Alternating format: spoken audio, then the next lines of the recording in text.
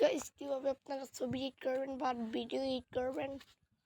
আপনারা আমাকে বেশি লাইক করবেন, বেশি কমেন্ট করবেন, সাবস্ক্রাইব করবেন। অসম ইনস্টল করবেন এই অ্যাপসটা প্লে স্টোর থেকে।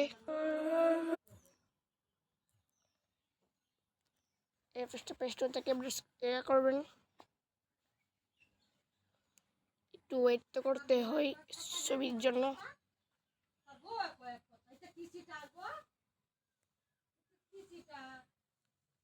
আপনাদের পছন্দের মতন ছবি নিয়ে নেবেন।